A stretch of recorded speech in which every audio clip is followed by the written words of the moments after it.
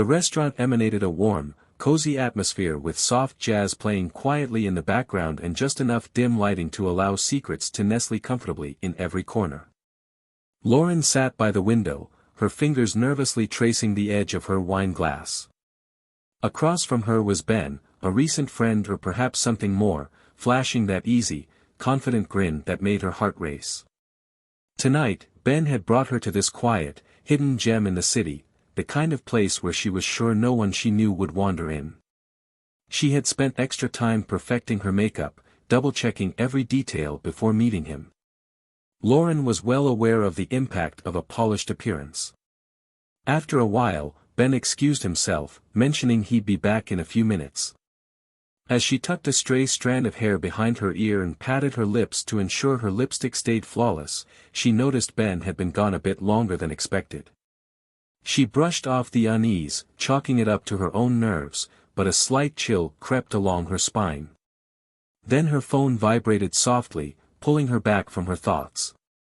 When she glanced at the screen, her heart skipped. David, her husband, was calling. She hadn't expected to hear from him, especially since he should have been at work. Clearing her throat, Lauren answered, her voice light and sweet. "Yes, honey." David's voice was calm, but there was an undertone she couldn't quite place. "Where are you right now?" he asked, and Lauren felt a bead of sweat start at her temple. She forced a quick laugh. "Oh, just catching up with some friends from the conservatory," she replied playfully. "Out on a date or something?" she added with a teasing tone. A short silence followed before David spoke again. "Unfortunately, Lauren, this isn't a joke. Look behind you," his words cut through her, sharp and unmistakable. She froze, her heart pounding as she slowly turned to look around in the dim corner of the restaurant. At a table some distance away sat David. He gave her a small wave, his expression unreadable, and Lauren felt her throat tighten. She clutched her phone, her voice dropping to a whisper. "David, what are you doing here? Why aren't you at work?" David's tone stayed calm.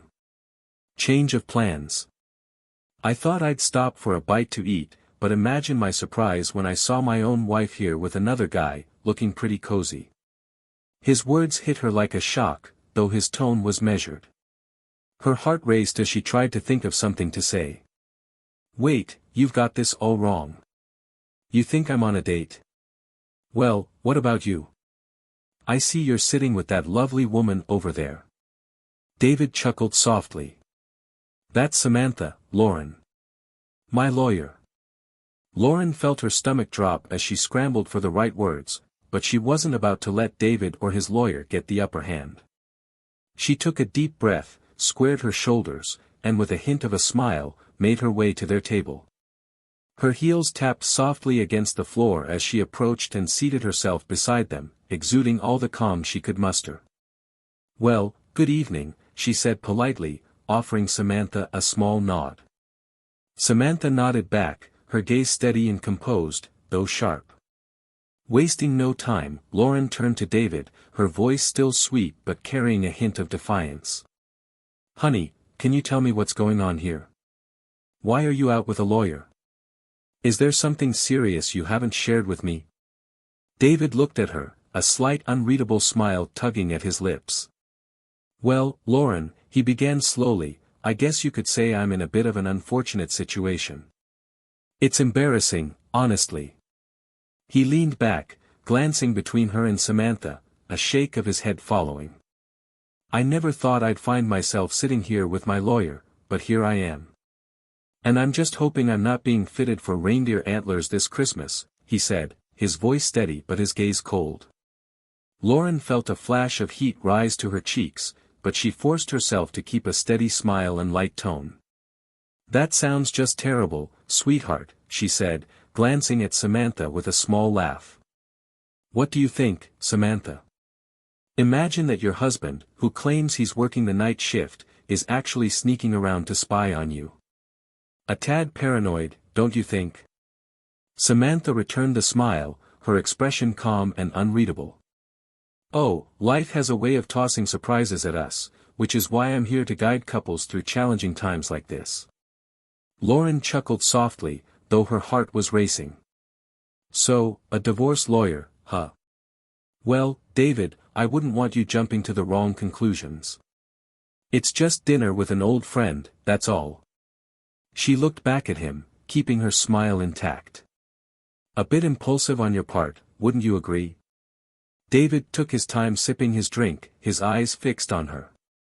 When he finally set his glass down, he gave her a relaxed, almost entertained smile. Lauren, you know I'm a level-headed guy. I don't act without thinking things through. I like to keep a clear mind. He leaned forward, his eyes sharp. So why don't you tell us more about Ben? Is he just a friend or perhaps something else? Lauren didn't skip a beat, her smile unfaltering. David, I've told you, Ben's just a friend from the conservatory. He's a talented pianist. She shrugged, her tone light. We just happened to meet up here in this lovely place to talk about music. You know how it is with creative types like us, musicians, artists. We tend to be a bit expressive, but that's all. David raised an eyebrow, chuckling quietly. I suppose I should hope his hands stick to the piano keys, huh? Lauren laughed, waving a dismissive hand. Samantha, you might want to note how your client loves to stir the pot. Really, David, that innuendo is a bit bold. Samantha merely shrugged, watching their exchange intently but showing little reaction. David's expression grew more serious, though a slight smile lingered. So, Lauren, he said in a calm yet firm tone, you're telling us that you and Ben are strictly friends, nothing more? Lauren glanced between David and Samantha, a playful glint in her eye. David, we're just friends, plain and simple. Unless, of course, Samantha thinks a shared love of music is grounds for an infidelity claim. She laughed, turning to Samantha, who chuckled and shook her head. Oh, I wouldn't go that far, Lauren, Samantha replied with a smile. I think I can manage the case without adding too much drama. David smirked, clearly amused by the scene, her quick retorts, her nonchalant replies. All right, sweetheart, but you know, I'd actually love to hear what Ben has to say about your friendly relationship. He leaned back, arms crossed. It'd be interesting to hear his perspective. Lauren kept her chin up, her voice steady. Of course, David, she replied. Once Ben returns, he'll back me up. Not sure what's taking him so long. She forced a slight smile, though her fingers gripped her glass a bit tighter. Before the next moment unfolded, don't forget to hit that subscribe button. David leaned back, pulling out his phone and tapping the screen. Lauren, we don't really need to wait for Ben. He might show eventually, but I thought you'd rather hear what he had to say right now. He held up his phone, his expression unreadable. It turned out that David had paid Ben a little visit in the restroom for a man-to-man chat, and of course, he'd recorded it all. Lauren and Samantha exchanged uneasy glances, each bracing for what was about to unfold. David's voice was the first to come through on the recording. Hey buddy, is that cute brunette over there a friend of yours? Ben's laugh was relaxed, almost too comfortable. You could say that, he answered. But what's it to you? David kept up a casual tone. I've always been curious about how easily some guys pick up women. Maybe you could give me a few pointers. It doesn't come as naturally to me. Ben let out a low, smug laugh. Oh man, I don't know if you can teach it. Some of us are just born with it, you know. David's tone shifted, a bit more playful but still digging. So tell me, I've heard brunettes are the wildest in bed. Is that true? You get anywhere with her? Without a pause, Ben laughed, sounding almost proud. Oh, they're wild all right. That one, man, she's something else. Let's just say I've got to be careful or she might wear me out. She's got quite the bounce. There was a short silence on the recording before David responded. Wow, lucky guy. Ben chuckled again, clearly pleased with himself. Lucky, you could say that. I just hope she doesn't totally wear me down tonight, you get me? David thanked him for the chat, wished him luck, and ended the recording. At their table, the restaurant's background noise filled the silence that followed. Lauren's face flushed, her fingers gripping her glass, but she quickly straightened up, clearing her throat to steady herself. Samantha's eyes were sharp, her lawyer's mind taking in every detail, while David watched Lauren with an expectant, almost amused expression. Lauren forced a smile, though her voice wobbled. Well, David, she began, keeping her tone as light as she could. I think Ben was just, showing off. Guys tend to say all kinds of things when they're trying to impress each other. He was obviously just kidding around. David raised an eyebrow, a slight smile tugging at his lips. Just kidding, huh? Seemed pretty detailed for a joke, but go on, Lauren. I'm listening. Explain it all away. Lauren straightened, letting out a small laugh even as her face turned redder. David, come on, she said, trying to keep her voice even. Ben's a show-off. He loves to exaggerate and joke around. Honestly, the guy's got an imagination. He probably thought he was just being funny. She turned to Samantha, hoping for support. Samantha, can we really take the wild claims of a guy talking like an idiot as proof of anything? People say all sorts of things. Samantha's expression remained firm, she gave Lauren a tight smile, looking mildly entertained. I think I've seen enough for one night, Lauren. This isn't the kind of event I usually attend, but I have to thank David for inviting me. It's been revealing, she said with a nod toward David. Lauren's face tensed, but before she could respond, she saw Ben nearby, glancing around with a bewildered look. David smiled politely. Looks like your friend's back, Lauren. I think he's looking for you. Lauren called out to him, and Ben hurried over, visibly frustrated, without even noticing David or Samantha. He burst out, Lauren, you won't believe this, someone propped the restroom door shut and had me trapped in there forever. He looked around, then narrowed his eyes at David. It was you, wasn't it? Are you out of your mind? David simply raised an eyebrow, smiling, while Lauren shot Ben a pleading look. Ben, let me introduce you. This is David, my husband. Why don't you go ahead and explain to him that you're just, but she didn't get the chance to finish. Ben's face went pale as he pieced together the situation, his expression turning to sheer panic. Oh, wow, he stammered, his eyes wide. I think I just heard my phone ringing. I'd better go check on that. He gave an awkward nod, then bolted to his table, grabbing his things and rushing out of the restaurant without looking back. Lauren stood frozen, staring after him, her face a blend of shock and fury. David chuckled quietly, shaking his head. Lauren, it looks like Ben might be good in bed, but he sure doesn't seem like much of a reliable friend. Seems he's not one to stand by you when things get rough. He glanced at Samantha, then back at Lauren. Anyway, it's about time to settle up and head out, don't you think? Samantha rose from her chair, nodding in agreement as she gathered her things. David got up, giving Lauren one last look. Oh, and by the way, honey, he added with a half-smile, you'll be covering your little dinner with Ben out of your own account. Lauren's jaw tightened, but she forced a nod. She called over the waiter, pulling out her card as steadily as she could, but when the waiter tried to swipe it, he frowned, shaking his head. I'm sorry, ma'am, but it's not going through. Just then, David and Samantha were passing by on their way out. Lauren turned to him, her voice tense. David, my card's not working. Did you do something to it? Are you seriously going to leave me here like this? David shrugged, casting a nearly sympathetic look back at her.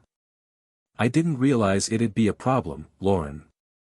I figured your friend would cover it. Damn it, David, Lauren hissed, her voice barely restrained.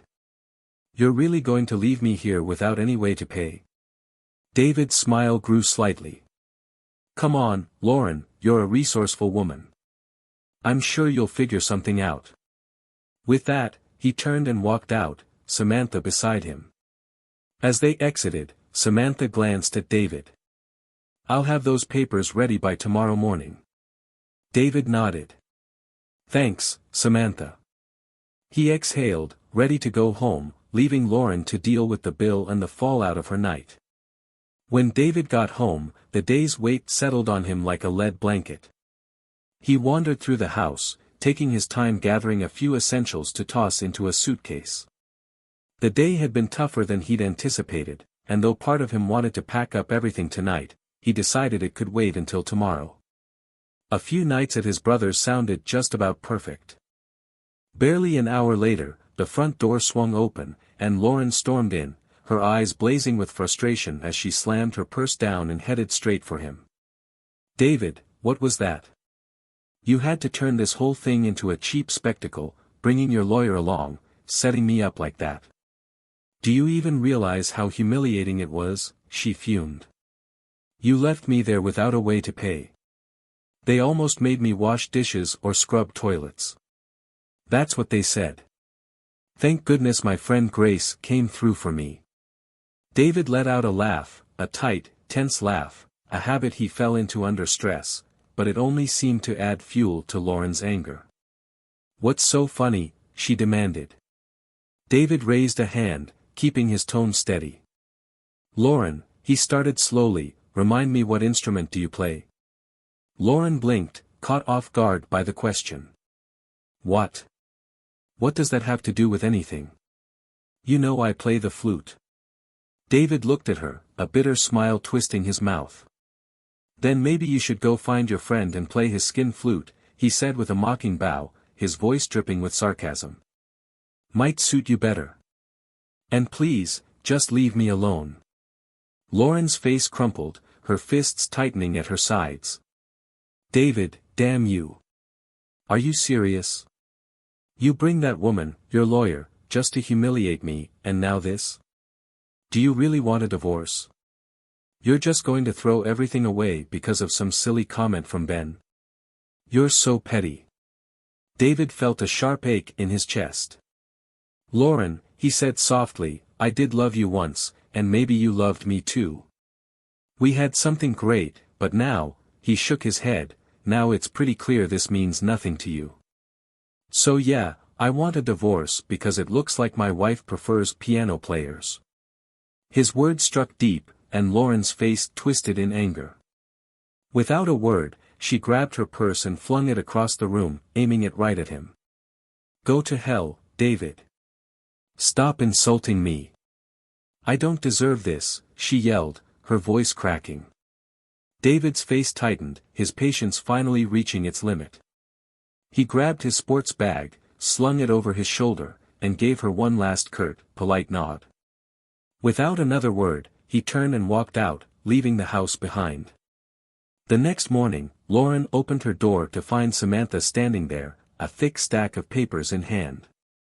Lauren's expression hardened as Samantha extended the documents without a word. Lauren snatched them up, her jaw set. Samantha's calm, detached expression only seemed to ignite Lauren's resolve. Lauren had never been one to back down, she prided herself on being sharp, clever enough to counter anything David could throw her way. By that afternoon, she had already hired a well-regarded lawyer and was gearing up to fight back. Her strategy was clear, paint David as an overly jealous husband, quick to jump to conclusions. After all, she reasoned, all he'd caught her doing was having dinner with Ben, a friend, a fellow musician. Maybe David's jealousy had simply spiraled out of control. But as she thought more about it, a chill crept down her spine. How had David even known about her meeting with Ben? She'd been so careful, hadn't she? She went over every detail, trying to recall if she'd let anything slip, but found nothing. With no solid lead to worry her, she brushed it aside, confident she could sweep this all under the rug in court. Then the day of the trial arrived. Lauren sat at the defense table, calm and composed. She and her lawyer had built a strong case. They'd argue that David was just a paranoid husband who'd taken things way too far. But as the proceedings got underway, her confidence started to crack. David's lawyer stepped up with something Lauren hadn't counted on: real evidence. There were printed screenshots of messages from Lauren's own phone, conversations with Ben that were far from innocent. Her face flushed, and she muttered under her breath, "Damn it, David. You went through my phone. That's a total violation of privacy." But it didn't end there. David had one last card to play: a witness. He called their neighbor, a retired man from across the street, who testified that he'd seen Ben coming over one evening while David was working the night shift. Lauren's lawyer tried to discredit the witness, but the damage was done. David's case held strong, and her defense began to crumble. By the end of the trial, the outcome was clear: David had won. Afterward, Lauren caught up to him in the courthouse hallway. She stepped in front of him, her voice softer than it had been in weeks. "David, please, can we talk? Maybe we don't have to end things like this. I made mistakes, but what we had was special. Isn't there any way we could try again?" But David's expression stayed cold, unmoved by her plea. "Lauren, you didn't just make mistakes. You lied, and even now, you're still trying to twist things." He shook his head. "I loved you, but betrayal, that's something I can't forgive." Lauren's face fell as she watched him walk away, leaving her to face the full weight of her choices. The game she had tried to play had finally caught up with her, and now there was nothing left to do but live with the consequences.